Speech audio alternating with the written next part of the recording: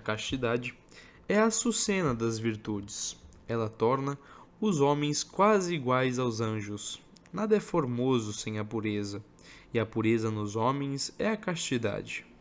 Dá-se-á à castidade o nome de honestidade, e a sua profissão e prática o de honra.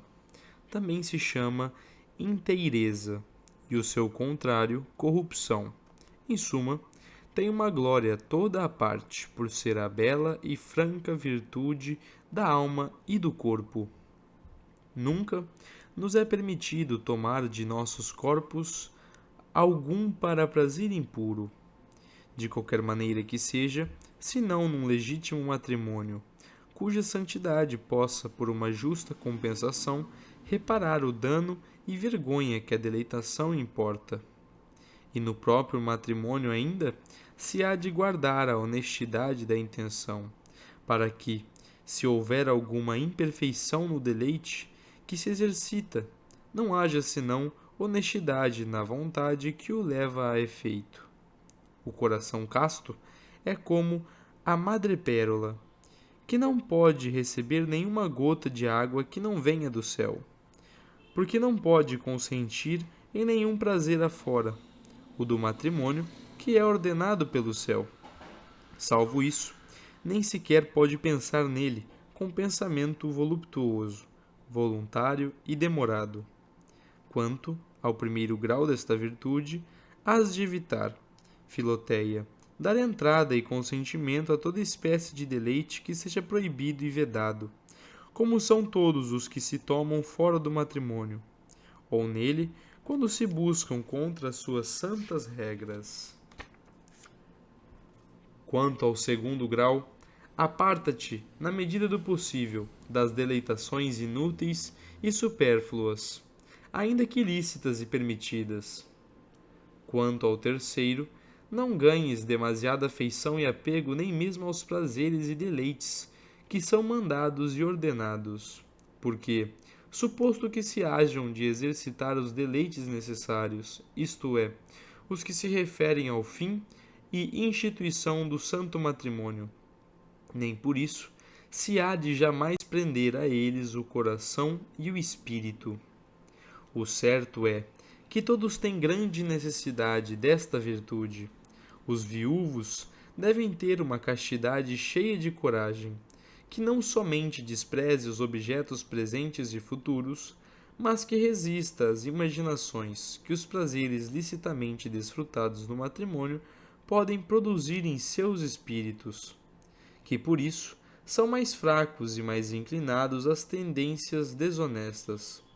Por isso Santo Agostinho admira a pureza do seu amado Alípio, que de todo esqueceu e desprezou os deleites carnais, que aliás tinha experimentado alguma vez na sua mocidade.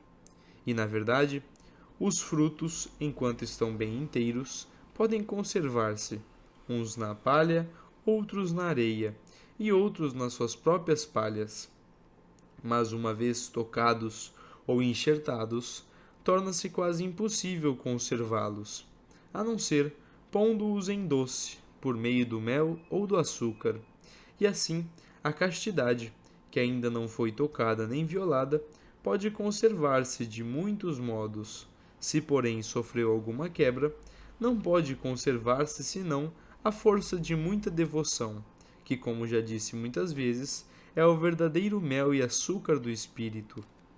As virgens necessitam de uma castidade em extremo simples e delicada, para banir do seu coração todos os pensamentos curiosos e desprezar em absoluto toda a espécie de prazeres impuros, que na verdade não merecem ser desejados pelos homens, pois são mais próprios dos jumentos e dos animais imundos. Fujam, pois estas almas puras, a todo custo, de chegar a pôr em dúvida que a castidade é incomparavelmente melhor do que tudo aquilo que com ela é incomparável. Porque, como diz o grande São Jerônimo, o inimigo provoca violentamente as virgens a desejar a experiência dos deleites carnais, pintando-lhes infinitamente mais agradáveis e deliciosos do que são. o que muitas vezes as inquieta, diz este santo padre, pois por isso mesmo que os não experimentaram os julgam mais doces. Do mesmo modo que a borboleta, vendo a chama, vai curiosamente voando em redor dela, para ver se é tão doce quanto formosa, e instigada por esta fantasia, não para até se perder na primeira prova e tentativa. Assim, a gente moça se deixa muitas vezes cativar tanto da falsa e louca estima que tem o prazer das chamas lascivas, que depois de muitos curiosos pensamentos se vai ao fim arrojar e perder nelas, mostrando-se assim mais louca que as borboletas, porque estas têm algum motivo para supor que o fogo seja delicioso, pois é tão belo. Mas os jovens, sabendo que o que buscam é em extremo desonesto e torpe, não deixam por isso de o preferir seguindo a louca e bruta deleitação.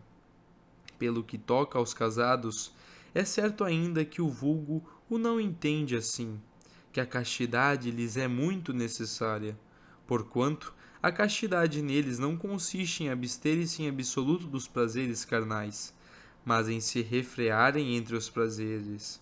Ora, como aquele preceito que diz: irai-vos e não queirais pecar, é, no meu entender, mais difícil do que este outro: não vos ireis nunca, por ser muito mais fácil evitar a ira do que regrá-la. Assim, também é mais fácil ao homem abster-se inteiramente dos prazeres carnais do que proceder com moderação no uso deles.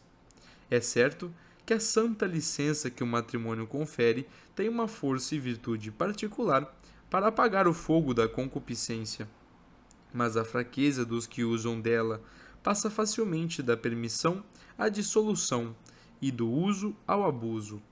E como vemos muitos ricos roubar não por indigência, mas por avareza, também se vê muitas pessoas casadas entregar-se aos excessos só por intemperança e luxúria, sem contentar-se com o objeto legítimo em que deveriam e poderiam conter-se, porque a sua concupiscência é como um fogo cheio de veleidades, que vai ardendo aqui e além, sem se fixar em parte alguma. É sempre perigoso tomar remédios violentos, porque tomando-se mais do que é preciso, ou não sendo eles bem preparados, causam grande dano. O matrimônio, entre outros fins, foi constituído e consagrado para remédio da concupiscência, e é sem dúvida um ótimo remédio, mas violento, e por conseguinte muito perigoso, se não é empregado com discrição. Acrescentarei que, além das longas doenças, os vários negócios separam muitas vezes os maridos das suas mulheres, e é por isso que os casados precisam de duas espécies de castidade: uma para abstinência absoluta, quando estão separados pelas ocasiões que acabo de dizer; a outra para a moderação, quando estão juntos no curso ordinário da sua vida. Santa Catarina de Siena viu entre os condenados muitas almas grandemente atormentadas por terem violado a santidade do matrimônio. O que sucedera, dizia ela, não tanto pela enormidade do pecado, porque os assassinatos e blasfêmias são pecados muito maiores, mas porque os que caem nele não fazem escrúpulo e, por conseguinte, continuam a cometê-los por largo tempo. Já vês, pois, que a castidade é necessária a todo tipo de pessoas. Segue a paz com todos, diz o apóstolo, e a santidade, sem a qual ninguém verá a Deus. Ora, por esta palavra, santidade, entende ele a castidade, como frisaram São Jerônimo e São João Crisóstomo. Não, Filoteia, ninguém verá a Deus sem a castidade. Ninguém habitará em seu santo tabernáculo que não seja limpo de coração. E como diz o próprio Salvador, os cães e os impudiosos serão dele expulsos, e bem-aventurados os limpos de coração, porque eles verão a Deus.